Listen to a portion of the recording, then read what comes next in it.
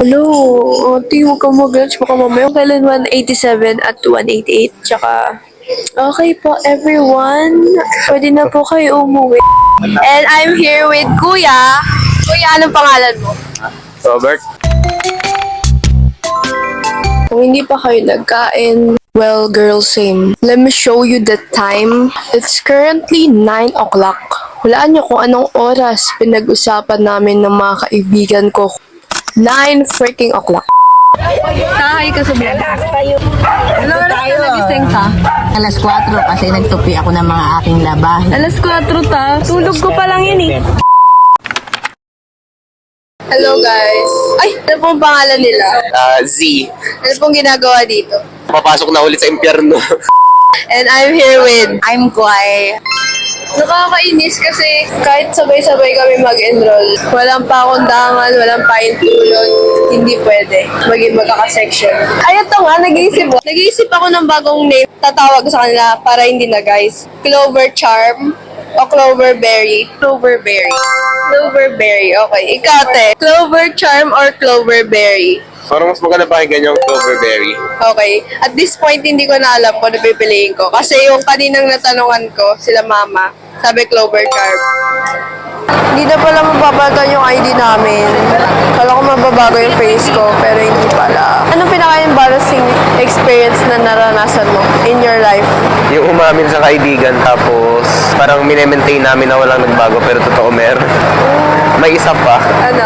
During sumasayaw kami, nagloko yung tugtog. Nakakahiya pero nung parang tumanda na ako, narealize ko na wala pala dapat ikahiya kasi part naman ng buhay na may nangyayari talagang Pero accident. hindi na rin naman nila maalala yun. Question is, ano yung pinaka-embarrassing moment na naranasan mo in your life? Hindi naman ako nababother sa kahit ano. Grabe naman!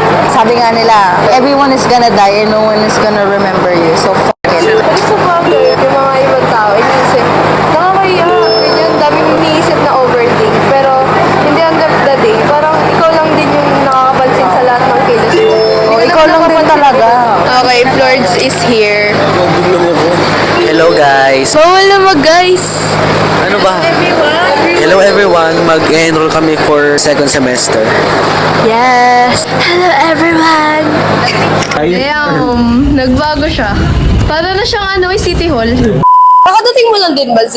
Nung pagkadating ko dito? Nauna ako ng konti. Dito ba sa mag-enroll? Kapag hindi siya makapasa sa ano, Ano? Grabe, parang ihihiling mo yun, ha? hindi siya makapasa ng FEU na entrance exam next year, dito daw yung second choice niya. Pasok na kami sa loob, everyone.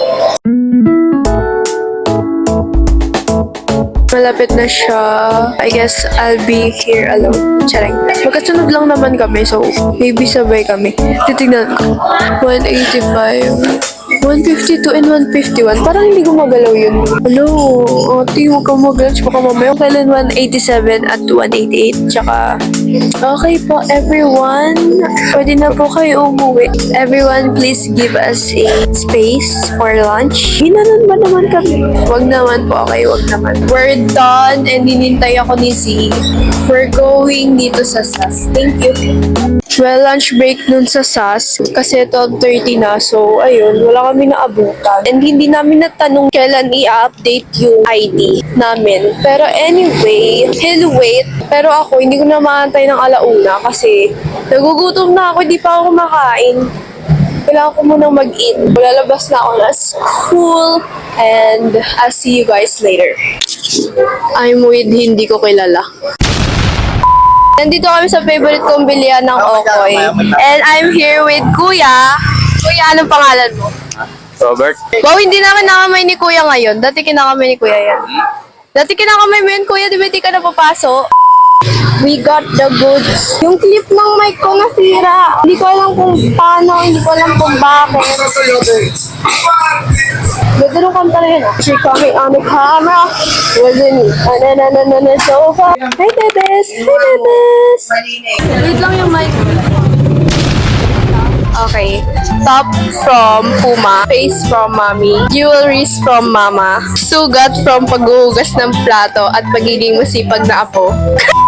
Yung mo naman, okay ka? Necklace from, kinuha ko lang kay Kylie. Wallet from Mama. ID from MCU. Okay, ready na daw yung food namin. Made with love. Thank you po. Tadakimasu. Love na may mga sabihin natin. Tadakimasu. Tadakimasu. Alam mo yung sabihin nun? Hindi ko rin alam. Extra rice. Ikaw, mag-extra rice ka. Alamin mo. Nasa S, nasa S. Nasa S, nasa S. Ano nasa is? Nasa ano, nasa B, nasa B. Ala, ang cute to. Wow! Saan ba? Wala na, nalaglag na. Oh, Asia. May karaoke pa. Hindi naman sa akin to, hindi naman sa kanya to. Kanina to. Ang cute. Aray ko naman.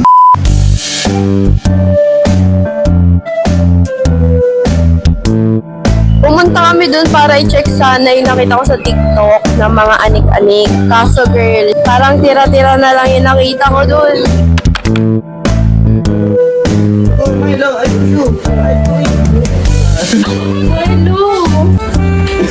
Ang dami kong balahibo, what the... Ay, lala!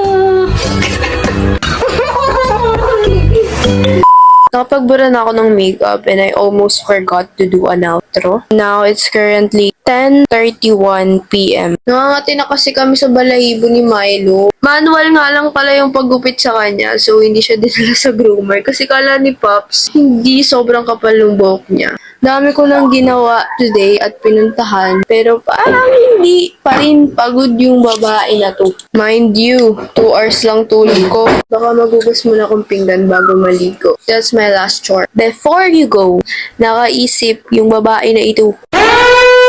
The winner of the majority votes sa itatawag ko sa inyo. Fair lang naman sila since 4 lang yung taong natanungan ko. And I actually forgot asking people about it. But, nakaisip pa ako. Drumroll please. Chi sticks. Like, chi? Alisin yung A? Chi. Ano yung katawan ko? Mukha ko stick. Anong logic yan? Okay, practice. Hi, cheese sticks. Welcome back. Ay, ang cute. Anyway, that's it for today, cheese sticks. Para namang pangalan ng chichirya. Anong gagawin? At least hindi ko chinat GPT yan. Kung umabot ka dito nang hindi nag-i-skip talaga, uy, I'll make you proud. I'll make you proud, nanay, tatay. Gusto kong tinapay. Okay, thanks for watching. Peace out. Bye.